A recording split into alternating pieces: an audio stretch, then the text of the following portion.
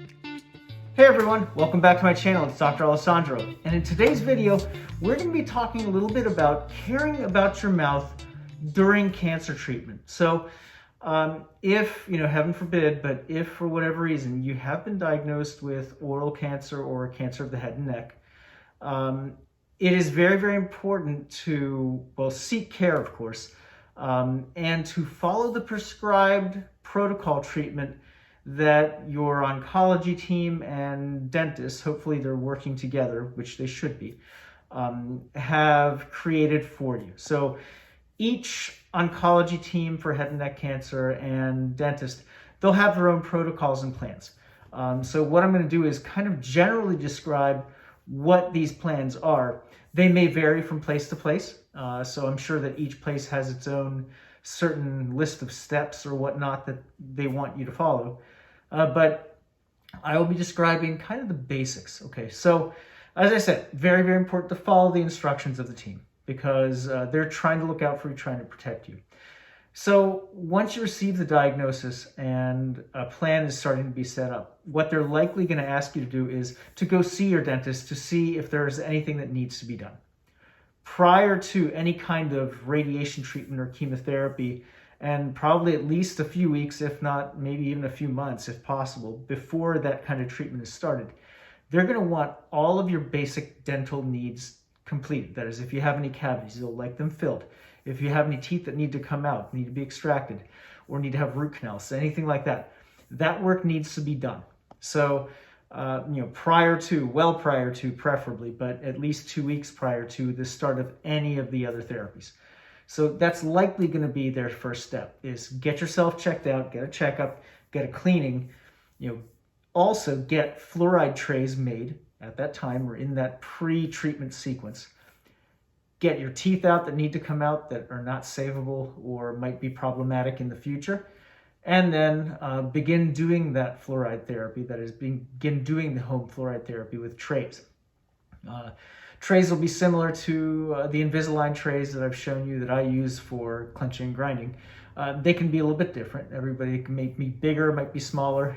Every practice has its own materials, trays, laboratories that they work with. So they're all going to be a little bit different. Now, after that, what you can think about is you'll also be probably using special mouth rinses, starting maybe a week or two before the treatment. It's called chlorhexidine. Paradex is the name of it.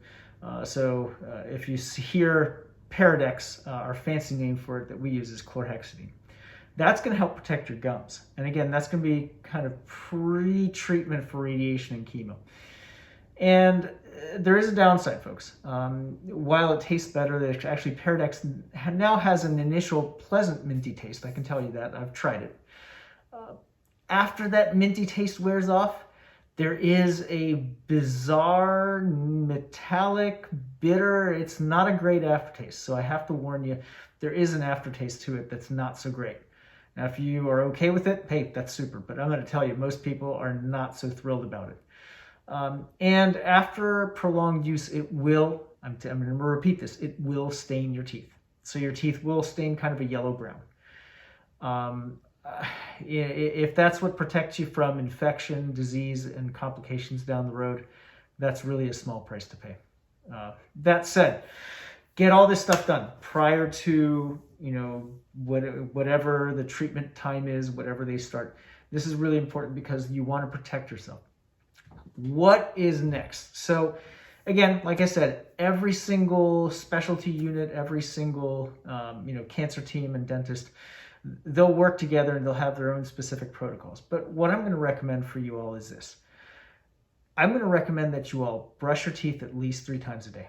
So after every single meal, you should be brushing your teeth with toothpaste, and if you can't tolerate that, with warm water, with something. You should have a bottle of water with you at all times. I'm going to repeat that. This is super important. Have a bottle of water with you at all times.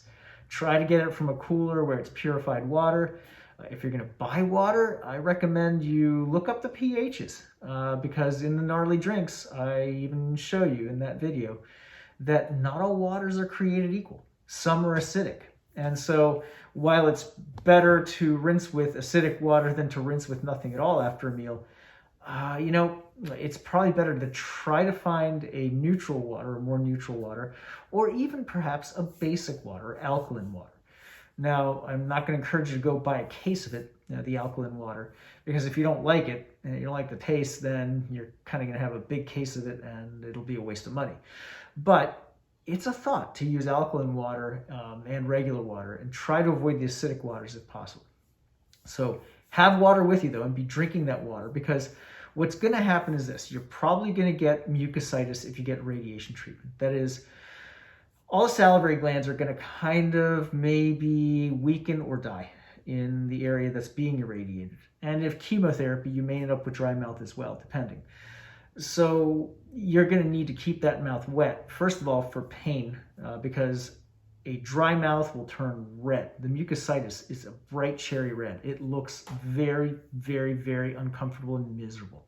So by all means, keep those tissues wet, because otherwise it's going to be extremely painful, and that's no fun. I've seen it, and I saw the person was pretty miserable. He wasn't really drinking as much water as he should have. He didn't really keep the bottle of water with him.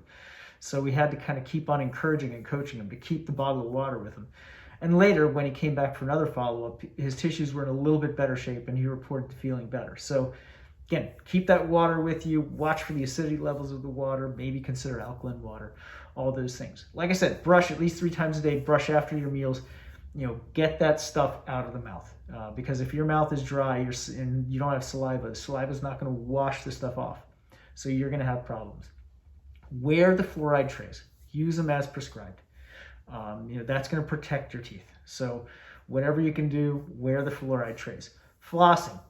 Absolutely floss. Now, there are cases where with whatever chemotherapy, radiation, both, whatever the treatment is, you may end up with a platelet count that's low, and you may end up bleeding more. So if that's the case, maybe consider a water flosser, because that might be a little bit better, more gentle for your gums. But whatever you do, try to get between your teeth as well as brushing, because that's also going to help your gum health and prevent cavities from forming between your teeth. So all these things are all really, really important to help keep you healthy. Things to avoid. A lot of things to avoid. Commercial mouth rinses, because they burn the tissues, they dry out the tissues, again, not so good. So none of that's going to feel so good. A lot of commercial mouth rinses are maybe effective for 30 to 40 minutes, and that's not so great either. After that, they become more oral cologne than anything else. So use the Paradex or chlorhexidine. Try to avoid the commercial mouth rinses. They contain alcohol, many, not all, and that might not be so good for you. Use mouth rinses instead, like chlorhexidine, that are prescribed, or like biotene or other ones that are specifically made to keep the mouth clean and moist. Use those instead. Those are going to be much better for you. Ask your dentist which ones they recommend. Biotene's a popular one. There are others. You can use xylitol gum in place of, say, your sugary gums. And watch out for labels, because sugar less doesn't mean it doesn't have sugar. It just means it has less sugar. You want to have sugar-free gums or xylitol gums. Those are both good products to use, in moderation, but good products to use. Again, keep the mouth wet. I can't emphasize that enough. That's a really, really big important thing, is to keep the mouth wet. Use fluoride rinses if you can. Use fluoride trays if you can.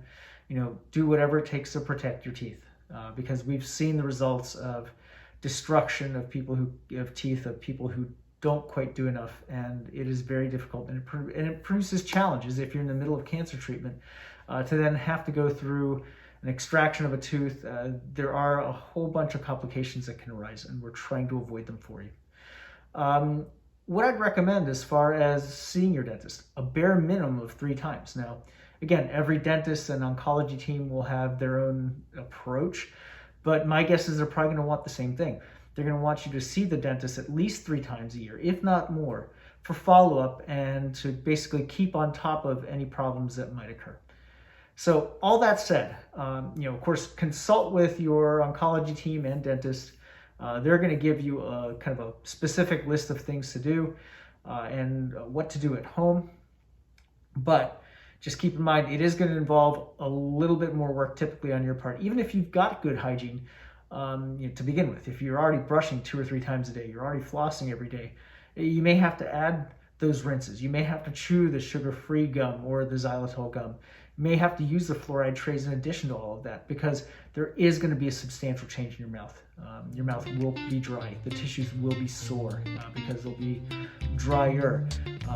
And so, like I said, very, very important. Keep on drinking that water. Keep on taking good care of your teeth. And that said, I appreciate you joining me. Thank you so much for joining me, and I hope you're all staying well and healthy.